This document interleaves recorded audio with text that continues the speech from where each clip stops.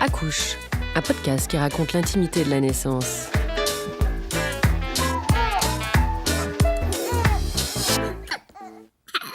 Bonjour, bienvenue dans ce nouvel épisode d'Accouche. Comme les autres de notre série, il ouvre en grand les portes de la salle de naissance. Tout au long de cet épisode, nous consacrerons notre conversation à la grossesse et à ses risques. Le développement industriel est à l'origine de la montée en puissance du concept de risque qui caractérise nos sociétés modernes. Jusqu'à la fin du XXe siècle, la maîtrise du risque était l'objectif à atteindre, l'idée étant de pouvoir l'éviter et donc le prévenir. Depuis les années 2000, la manière de penser a changé. Nous sommes entrés dans une phase plus réflexive et analytique, prenant conscience que le risque zéro ne peut exister. Mais alors, comment les femmes gèrent-elles leur grossesse avec leurs risques plus ou moins connus ? Comment sont-elles accompagnées par le corps médical ? Quels sont les risques psychologiques, physiques, mais également sociologiques de la grossesse ? C'est à ces questions et à de nombreuses autres soulevées au fil de notre conversation que nous répondrons aux côtés d'Anne-Sophie Paulet, sage-femme et lauréate en 2019 de la bourse de recherche en maïeutique de la Fondation Mustela, et Hélène Malmanche, sage-femme, sociologue et également lauréate de cette bourse en 2015. Bonjour Anne-Sophie. Bonjour Julie. Bonjour Hélène. Bonjour Julie. Bonjour Anne-Sophie. Bonjour Hélène.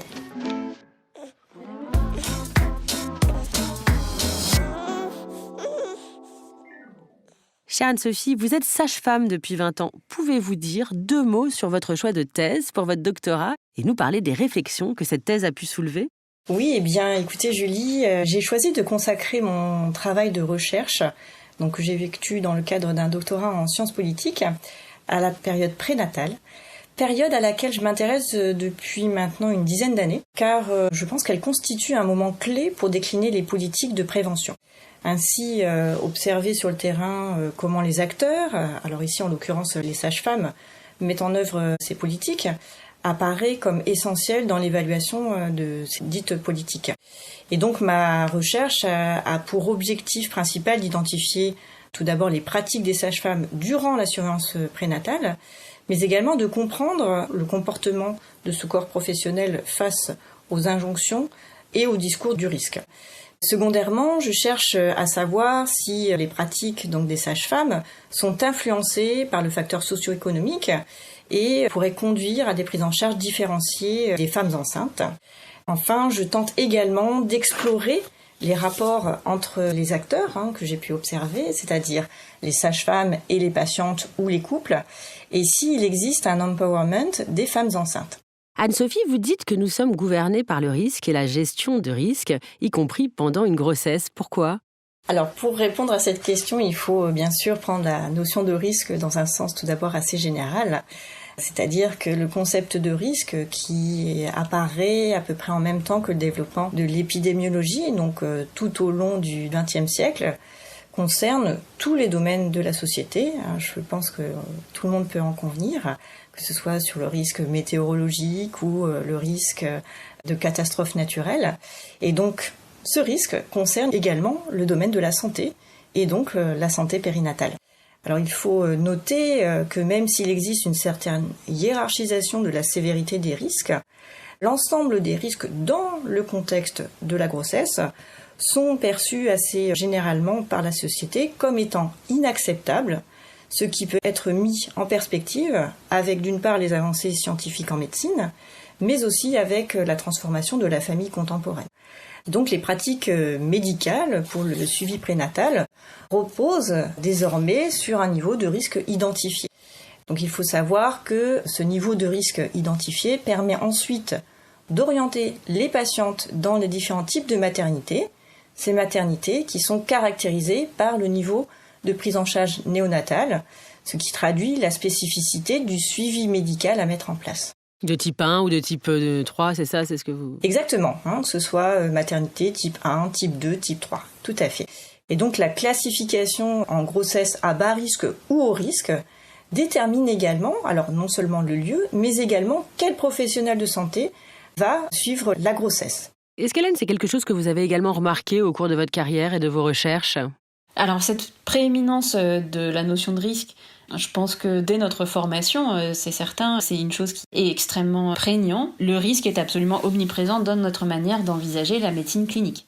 Et de la même manière, sur le versant recherche, là où j'ai particulièrement rencontré cette question du risque, c'était sur la thématique de la gestation pour autrui. Autrement dit, comment une femme pourrait-elle prendre un tel risque pour quelqu'un d'autre qu'elle-même, pour une grossesse qui, in fine, ne débouchera pas à la naissance de son enfant, mais de l'enfant d'autres personnes. Eh bien, la gestation pour autrui met en lumière les risques que les femmes endossent, assument, pour qu'un nouvel être humain puisse venir au monde. Le risque devient inacceptable concernant la grossesse. Pourquoi ce changement ? Je le pose à toutes les deux. Hélène, je crois que vous m'aviez dit par exemple que c'était parce que les femmes aussi font moins d'enfants, donc la grossesse est un peu plus sacralisée aussi. Oui, c'est-à-dire que dans un contexte où les femmes choisissent le fait d'être enceintes, et où donc les grossesses sont réduites à leur strict minimum, dans le sens où une grossesse est choisie parce qu'on veut un enfant. Et c'est ça la finalité.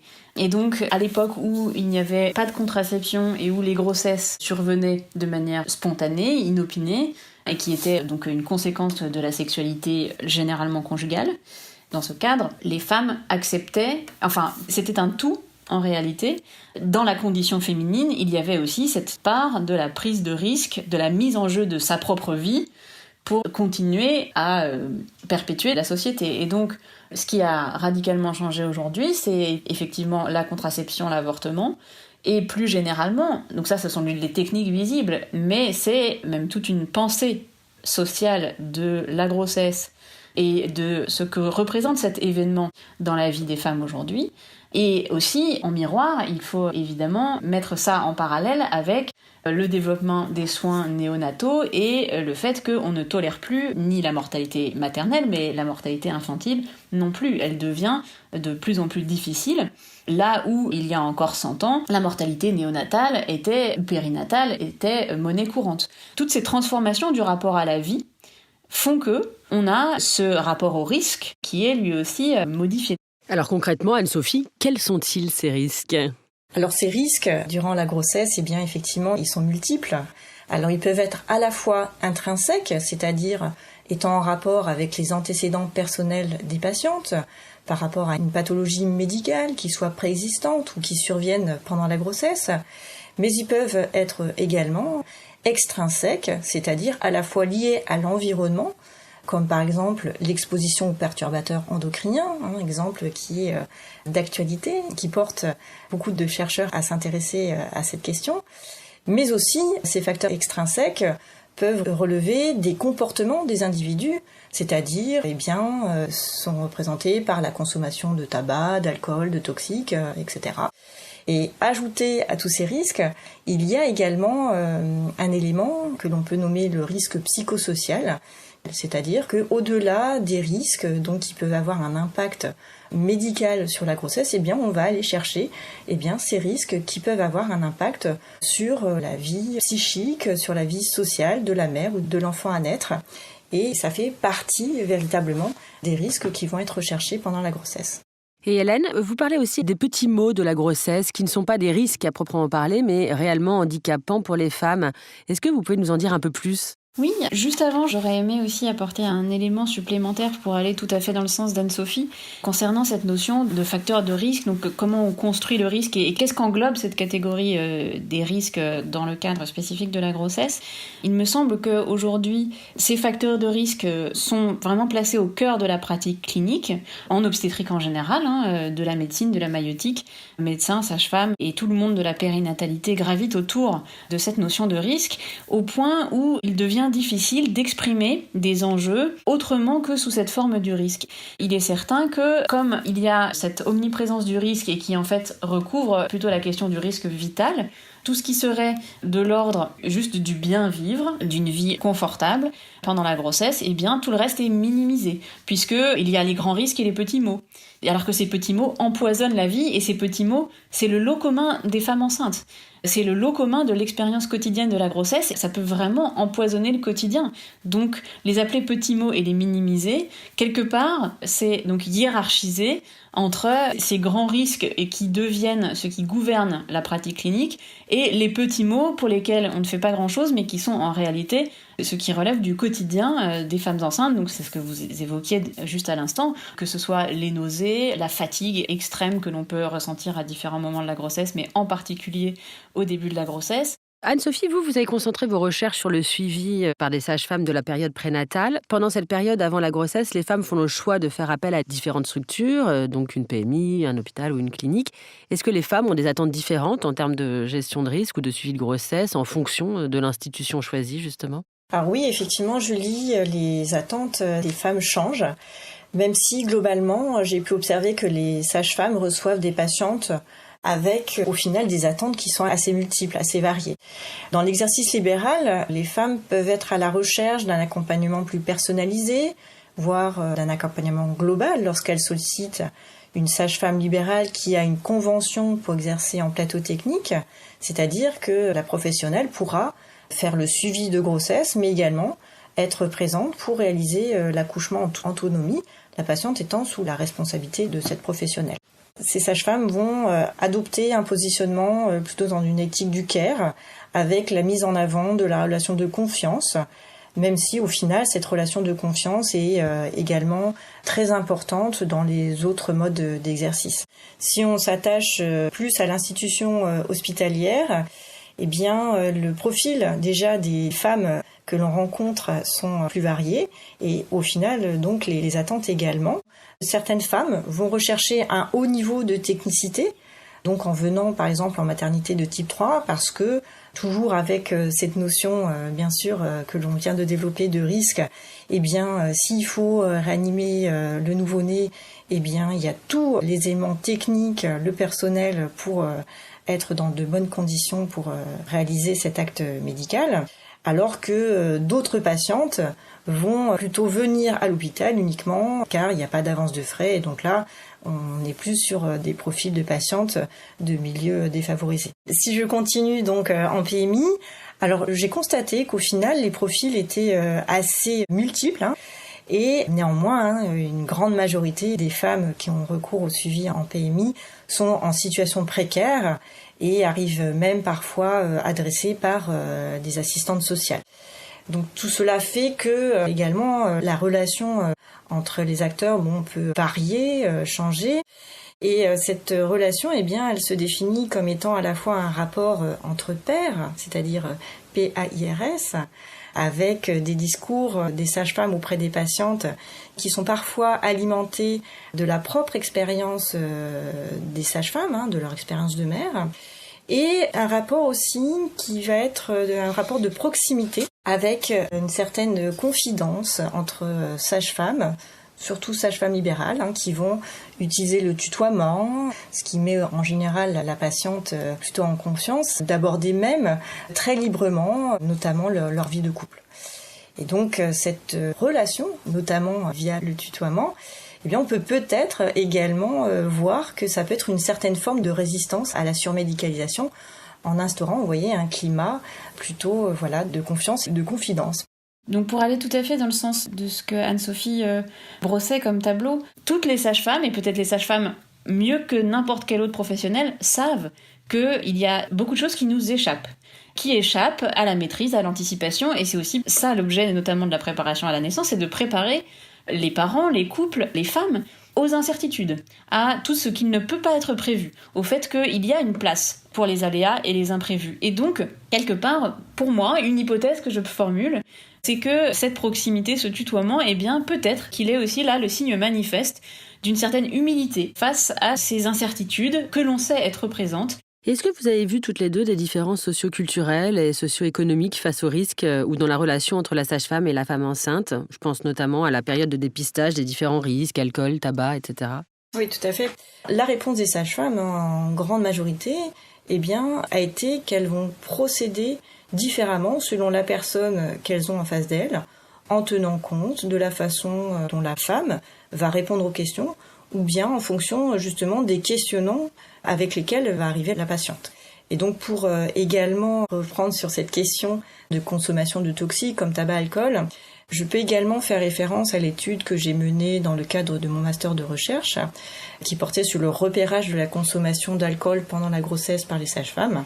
Et au final, le résultat principal de cette étude, qui cette fois était une étude quantitative, était que le repérage n'était pas systématiquement réalisé chez les patients de milieux favorisés, alors que, selon la littérature médicale récente, cette consommation d'alcool, elle serait plus fréquente chez ces femmes de milieux favorisés. Donc on peut aussi également pointer du doigt que les risques, au final, peuvent être distingués comme étant subis ou choisis, et ça peut constituer un argument qui va permettre de dénoncer, au final, l'asymétrie des situations individuelles. Alors aujourd'hui, les femmes veulent se sentir de plus en plus en confiance avec leur médecin ou leur sage-femme. Elles sont très au courant, veulent comprendre tous les examens. Les femmes enceintes sont-elles les actrices actives de leur prise en charge ? Quel est le rôle de la sage-femme dans ce cas-là ? Certaines sages-femmes vont demander assez tôt dans le suivi prénatal aux patientes comment elles envisagent leur accouchement, où est-ce qu'elles ont prévu d'accoucher, quel type de préparation à la naissance elles souhaitent réaliser. Donc il y a cette recherche que les femmes soient actrices véritablement de leur grossesse. En réponse, ce que j'ai pu observer, c'est que les femmes étaient plus ou moins réceptives, et ceci également en fonction d'une part du milieu social, mais également bien sûr en lien avec aussi les représentations peut-être, représentations normées qui sont diffusées notamment par les médias entre autres, mais aussi par l'entourage même de ces femmes. Et donc même si c'est proposé, certaines femmes ne vont pas véritablement être actrices, mais avoir plutôt une attitude un peu passive, parce que pour elles vont se laisser porter et que ça représente quelque part la norme dans le suivi de grossesse, en mettant en avant qu'elles font confiance aux professionnels et elles ne vont pas forcément chercher à être plus actrices. Mais à côté de cela, vous avez néanmoins des femmes dans une posture plutôt inverse qui vont être très au fait de ce qu'elles désirent, de ce qu'elles souhaitent, de ce qu'elles ne souhaitent pas également durant cette prise en charge pendant leur grossesse et durant l'accouchement. Pour finir, est-ce que vous avez l'impression qu'on peut parler d'un empowerment des femmes vis-à-vis de leur grossesse ? Il y a indéniablement aujourd'hui dans la société un mouvement de à la fois libération de la parole des femmes, mais de la prise en compte de cette parole. Et la prise en compte de cette parole, il faut aussi remarquer qu'elle se fait de manière inégale selon les milieux sociaux, que les ressources que les femmes peuvent ou ne peuvent pas mobiliser sont aussi liées à un bagage social vraiment très asymétrique selon le milieu dont les femmes sont issues. Donc en réalité, c'est un problème légèrement plus complexe, il y a quand même une sorte de millefeuille qui se décline à travers cette question de l'empowerment, donc cette capacité à mobiliser son agentivité, c'est ça l'empowerment. Et bien que ce soit une tendance et sans doute une lame de fond réellement que l'on observe, à l'intérieur de ce mouvement, il ne faut pas ignorer le fait qu'il y a une très grande disparité dans la possibilité de pouvoir se saisir de cette agentivité et donc la capacité à justement aller contre ces normes que Anne-Sophie soulignait. Cette capacité à transgresser ou à transformer, elle n'est pas ou pas encore entre les mains de toutes les femmes et précisément le milieu social dans lequel les femmes évoluent est particulièrement déterminant en la matière. Merci beaucoup Anne-Sophie et Hélène pour ce riche entretien. Merci Julie et encore un grand merci Hélène pour cet échange très riche. Merci Julie et merci Anne-Sophie pour ce dialogue.